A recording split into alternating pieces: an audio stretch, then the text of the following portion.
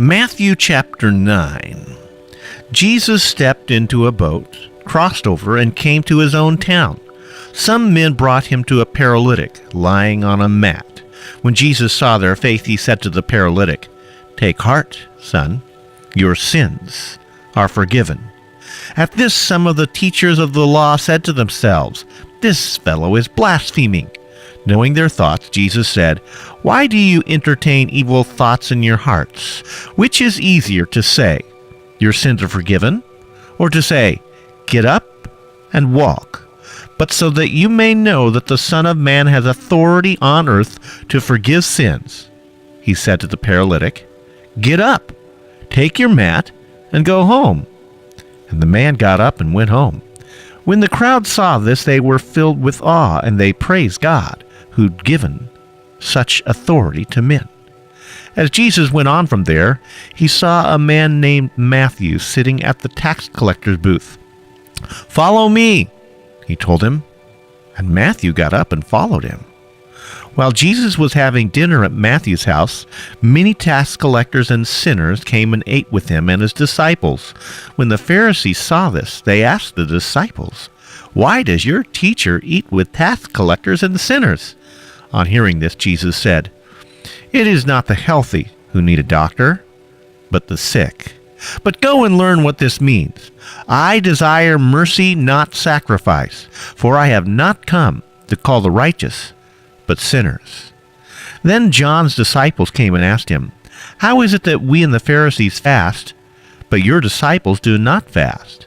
Jesus answered, "How can the guest of the bridegroom mourn while he is with them? The time will come when the bridegroom will be taken from them. Then they will fast. No one sews a patch of unshrunk cloth on an old garment, for the patch will pull away from the garment, making the tear worse.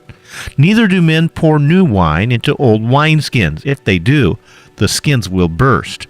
The wine will run out, and the wineskins will be ruined. No, they pour new wine into new wineskins, and both are preserved."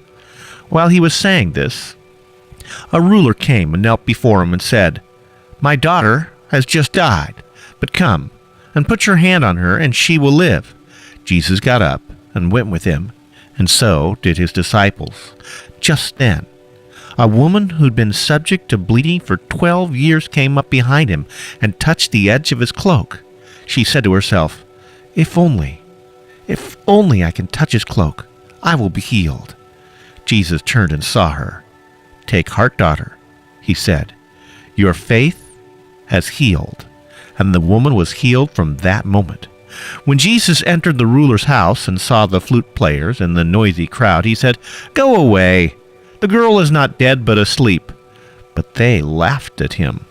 After the crowd had been put outside, he went in and took the girl by the hand, and she got up. News of this spread throughout all that region. As Jesus went on from there, 2 blind men followed him, calling out, "Have mercy on us, Son of David!" When he had gone indoors, the blind men came to him, and he asked them, "Do you believe that I am able to do this?"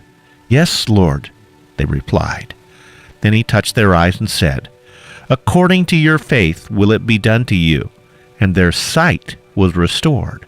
Jesus warned them sternly, "See that no one knows about this." But they went out and spread the news about him all over the region. While they were going out, a man who was demon-possessed and could not talk was brought to Jesus. And when the demon was driven out, the man who had been mute spoke. The crowd was amazed and said, "Nothing like this has ever been seen in Israel." But the Pharisees said, "It is by the prince of demons that he drives out demons."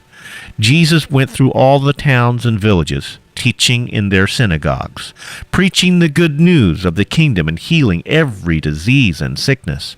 When he saw the crowds, he had compassion on them, because they were harassed and helpless like sheep without a shepherd.